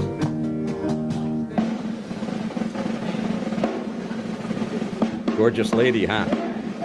Oh, yeah. Oh, and you didn't get out of the straitjacket. No, and you see that they left me there. Oh, that's hilarious. Still there. Folks, next up. Are you ready? All right. Hey, you know, there's the end of it. So coming up. did they know you were planning to do that, or was that improv to just leave you there? As I was on the ground, Chuck Barris came over to me. He bent down and he says, "Rock, I'm thinking about leaving you there, but you got to be like, not make it about you. Don't struggle. Don't bring the attention to you, and we'll leave you there for the rest of the show. Can you do that?" I said, "I'm a professional. Of course I can do that." He says, "We're going to leave you there." And that's what made it so funny. And I had such a great rapport with Chuck Barris. The man was a genius. He really was. I got a call from his office after I'd done several of these. And also he offered me to be a running gag, and if my schedule permitted, and it did not. That's a long story, so I won't do that one here. But I got a phone call from his office, and they said, "Mr. Barris would like for you to do the dating game." And I said, "Rock Riddle doesn't have any interest. Thank you very much." He says, "Oh, but Rock, you've done all these other shows for him, and he specifically requested that I contact you." I said, I really don't want to do that. Chuck Barris really would like it if you would. And then there's just silence, and it's like my turn to think about this. And I said, "Can I do it in character?" And the assistant producer, whoever he was, he says, "Rock, you can do whatever you want." I said, "Okay, I'll do the dating game." So I did the dating game, and I won, of course. Ta-da! And never went on any date. Oh, you're going to show that, right? No. I'm going to have to look that one up. I think it's in that same little video that you were just showing. Oh, I think that was later on in that one. Well, I look for that. Tell us some of the people you've done publicity for over the years that we might recognize. I'll go back as long as I can. How about Andy Dick, for example? And what's he doing now, by the way? The last I saw, there was like videos of him homeless. Is he okay or doing better? I haven't seen him for years, but as far as I know, he's fine. I don't know. I did a lot of PR for movies and for production companies, and you'll still see my name when you look at other people's IMDb's and you look at other production. You do look at a production company, and you'll see my name for PR, promotion, publicity, stuff like that. I especially worked with a lot of newer actors. I worked with people who had built a semi name in another country, and they wanted to get their O1 visa to work in the United States. So I did all sorts of work on that to put that together, where I would get letters of intent from different producers. It's all about networking. It's building that network. And these producers would write letters that, yes, we're going to hire the person. This is the time that we intend to utilize them. And this is the salary that we are doing. And it had to be a relatively high salary. And then we would put together a big stack of stuff. Sometimes it would be like 7 inches tall by the time the attorney put the stuff together too. So we were successful in getting people work, and getting them their visa so that they could work in Hollywood and what have you. So we worked with people who were not huge names at the time, who became, well, who went on to do starring roles in films and stuff like that. Next subject. It's very hard to find the dating game on here. I don't think you may not have done it. Maybe you should. Maybe that should be your next video on Rock Riddle's reality. If I can find the dating game, then you can come back on and talk about it. Yeah, I thought it was in there somewhere, but okay. Here, let me share the screen again, and I'll skim through it, because now you've got my attention. You've got all of our attention. Yeah, because that was talking about Chuck Barris, and unless it's not available. Yeah, sometimes YouTube will just cut it out. Here you are breaking the board. Wow, that's some. There we are. That looks painful. And that's a hard floor, and there's broken boards on that floor, but that was easy to do. There's one of them. That's from the movie. That's a different valet. And that's me breaking the boards there. There we are. Oh, this is the dating game. Dating game. That was a real win. That was not. It was a legitimate you look good then. Contest. You were very handsome. I'll give you that. I still am. I'm more handsome now than ever before. Did you finish the job with this one? Don't kayfabe us. This lady's name was Jackie, and I remember when the guy introduced her, he says, Jackie, built like a Fort Knox. So that's Jackie Knox, Knox. I never did the date. I was hired as professional talent. I had no intention of doing it, but they did it legitimately, and I won. And then I just said, whoever you'd like to go on this date with, it's yours. And I don't know. I've been a little reluctant with relationship type things. I look at someone and said, "Oh, wow, you have the opportunity. All these women are all over you." I'll tell you a story. My office manager on Sunset, my office manager was a lady by the name of Frankie. And Frankie, I remember the first time she said this, she says, "Rock, you have all these gorgeous women who go back in your office and you're sitting there, and I hear them giggling, and it's like, it sounds like they're like offering themselves to you. And aren't you ever tempted?" And I said, "Frankie, if they were to take off their clothes, lie down on my desk, they're not worth me getting out of my chair." She says, "You're serious, aren't you?" I said, "Are you sure you were a wrestler?" Yeah, well, here's the thing. I could tell you some stories, but not nearly as many as most. My feeling was this: what am I willing to invest my time in a one night, what's probably going to be like a one night stand or semi-regular when I'm in that town type of a thing? And that's not fair to the person. And unless I feel like this is something that could go somewhere, could become a true lifetime relationship, it's not worth it. It's not worth it. Not that I am I don't have some stories I could tell you, but there you go. There you go. Well, I appreciate you coming on. You had some great stories. I'll ask one last question, though. Yes. I know you've been talking about kayfabe, and I know you have a good relationship with everyone in wrestling. You're very neutral. But what do you think about this new WWE Unreal show that's supposed to be debuting this summer about how they script the shows? Do you think that's going to help wrestling in the long run to peel back the No. curtain more? No. When I'm at red carpet, world premiere movie events, and other things in the entertainment industry, and I'm talking to producers, they find out that I am a wrestler, or they know that, then they basically, they'll bring up a bunch of different names, but they'll say, "Oh my gosh, you were a wrestler, or was like amateur or collegiate or like we see on television?" And my response is yes. You're a professional? Oh my gosh, Rock, when I was a kid, oh my gosh, I watched all these major people like Jake the Snake Roberts. Did you ever meet him? Yeah, Jake's a good friend of mine, et cetera, et cetera, et cetera. And then the persons invariably would say, "Yeah, I haven't watched it since I was a kid. It's back then it was wrestling, and now it's more like a soap opera or something like that." And I after I had the best there was, I have no interest anymore. So did that sort of answer your question?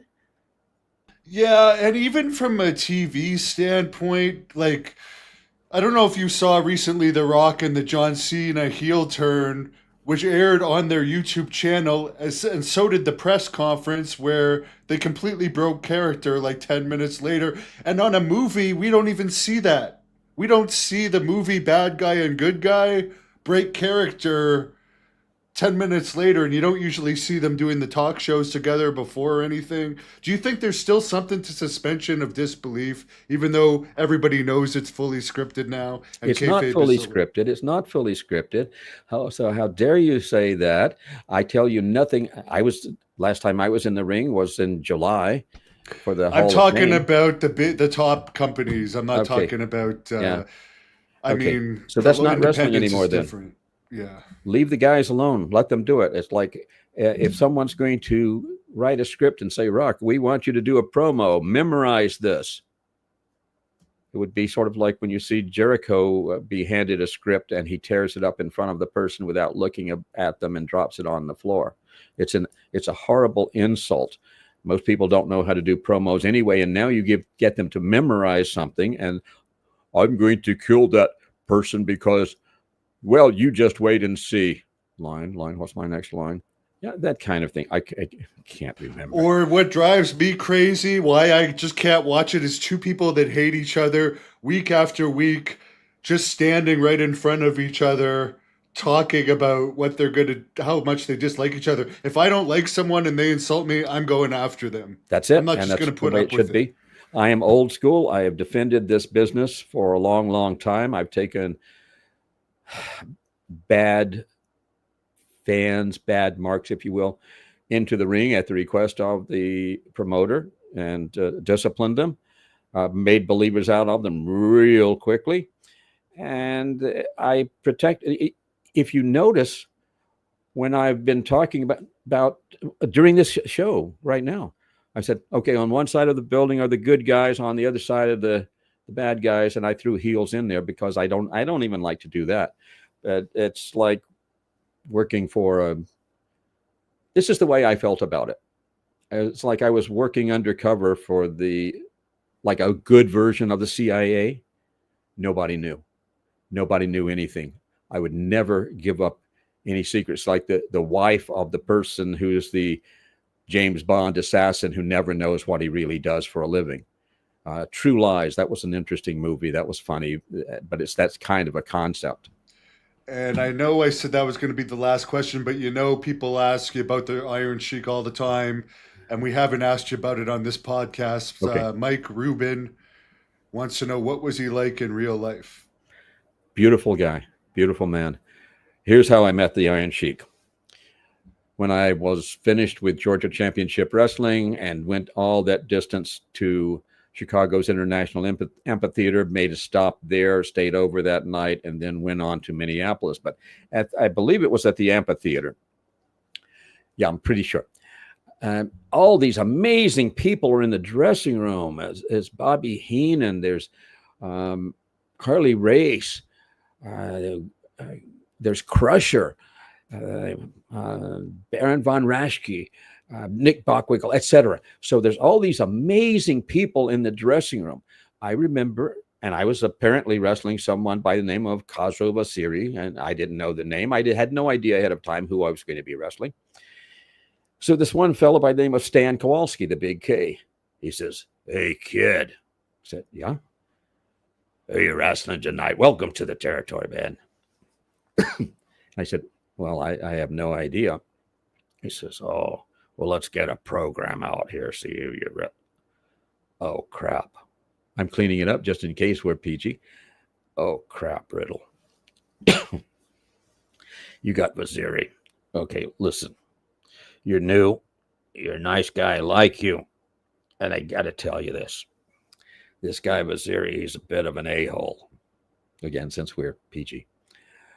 And when you wrestle the guy, if he becomes like a vice, if he wants to like crush you, there's one thing you got to do. You bend him over the ropes and you haul off and you hit him. And I mean, you hit him hard. You hit him hard enough, he'll loosen up a bit. He won't be like a vice anymore. You'll have a good match. I said, "Oh, okay, thanks."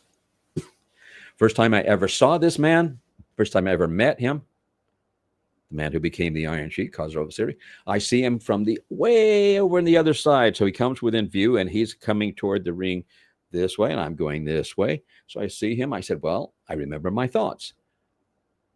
Looks like he's in good shape.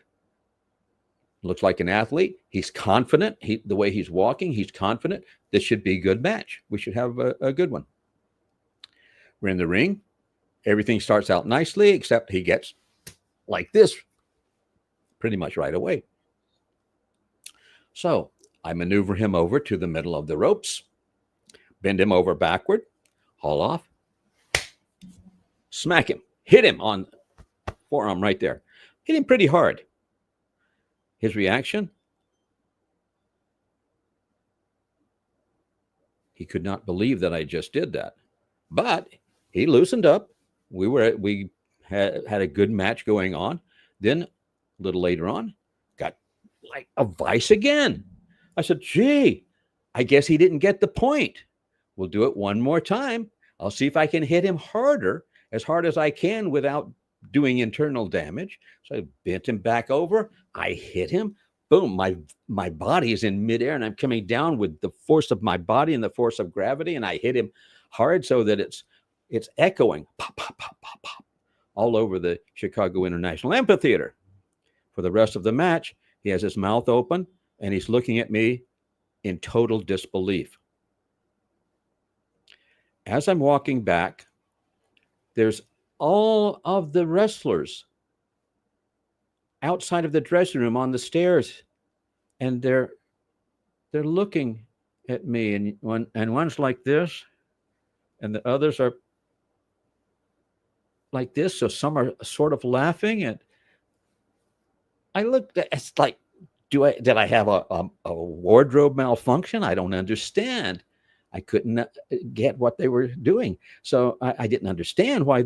Why are they laughing at me? This was a good match. You can't find fault with that. I walk into the dressing room. There's Stan Kowalski, the Big K. And I met him before he passed, by the way. Great guy. Yeah, super guy. And he's laughing too, but he's like rolling on the floor laughing.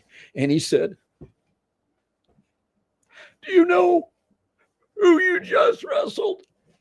That's Khosrow Vaziri. He's one of the toughest sons of bitches on the planet. He was a personal bodyguard to the Shah of Iran. He won the gold medal in the Olympics. I thought they'd bring you back on a stretcher, kid." Good thing that was all kayfabe. And see, this guy could have twisted me into a pretzel at any moment. Yeah. And I said, "So, Stan, in other words, welcome to the AWA." He says, "Welcome to the AWA, kid." 2 years later, I had told that story to Bill Ash. Bill Ash was interviewing the Iron Sheik, Khosrow Vaziri. And I was there, and I came in to the audience, and I hope there's a professional video of it somewhere. I know there's an amateur online. And Bill Ash said, Rock Riddle, would you come up? Everybody, Rock Riddle, here's, and et cetera. He says, Rock Riddle, would you share that story that you told me earlier? And I said, okay. So I go up and say hello to Sheik, and we have a little hug there and stuff. And bigger hug afterward, after I told the story, because he loved the story. Then he always wanted me to tell it. But I told the story there. And that's the first time he knew, I think, that I was not on his level legitimately. I'm sure we had mutual respect for each other because I knew how he could twist me into a pretzel, but he didn't know. That's my thought. So he had a big grin on his face, and he was so happy at that point. And again, that story was told quite a number of times. And every time I would see Sheik and he's in a public place like that, he would want me to tell the story again. So there we go. Very interesting. Well, thanks for sharing that, and great advice in this in general, and great stories. I really appreciate it. Tell the fans about your YouTube channel and where they can follow you.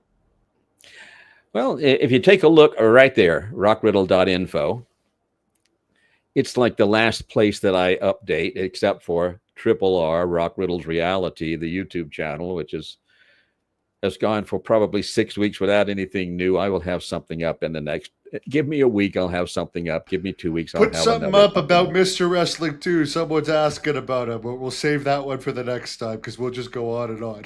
Yeah, we can go on, and as long as I'm through by midnight, I don't have anything else today. Mr. Wrestling number 2, Johnny Walker. I wrestled him. I wrestled Lou Thez. When I was just in the business, I wrestled some of the toughest people on the planet. And I talk about Lou Thez, and the same thing with Johnny Walker, Mr. Wrestling number 2. And wow, I'm thinking, I'm going to wrestle Lou Thez. I hope I survive this. And it was brilliant. It was wonderful. It was one of the greatest times, greatest matches I think I had, or that in my mind, at least it was, as was wrestling the Bear. We can talk about that. If you want to do a part 2 sometime, we'll talk about the Bear. 100%. So wrap this up with a good promo for us, if you don't mind, because you've given some great ones in this.